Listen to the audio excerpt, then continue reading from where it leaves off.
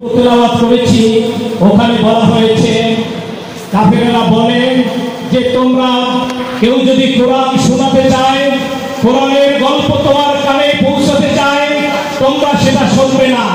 সেখানে তোমরা প্রয়োজনে গন্ডগোল করবে, বিশৃঙ্খলার সৃষ্টি করবে।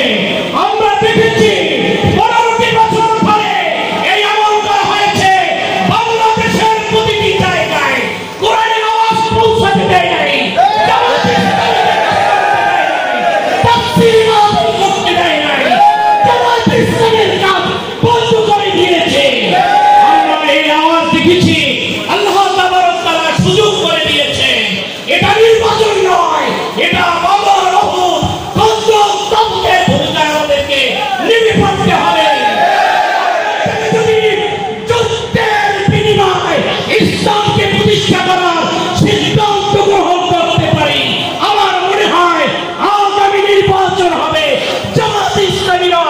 ইসলাম প্রতিষ্ঠার একটি নির্বাচন।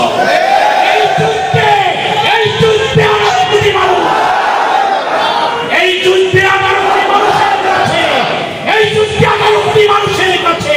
এই কয়েকজন কর্মী আমরা পৌঁছাতে পারবো না। তাই আমি আপনাদের কাছে অনুনয় বিনয় করে বলতে চাই, প্রত্যেকে আমরা 11 জনের 10 জন করে আমরা নিজস্ব কর্মী তৈরি করব। আপনারা কি রাজি আছেন? আলহামদুলিল্লাহ, আল্লাহ তাবারক তাআলা এই জনভূমিকে, এই পটুয়াখালীর এই 3 আসনকে আল্লাহ তাবারক তাআলা কবুল করুন। নিরবিচ্ছিন্নভাবে আমরা নিথর হব না, নিস্তব্ধ থাকবো না। আমরা নেমে পড়বো এখন থেকে এই প্রত্যেকটি নারী পুরুষ সকল মানুষের কাছে জামাত ইসলামের নারী পাড়ার কথা আমরা পৌঁছে দেব ইনশাআল্লাহ।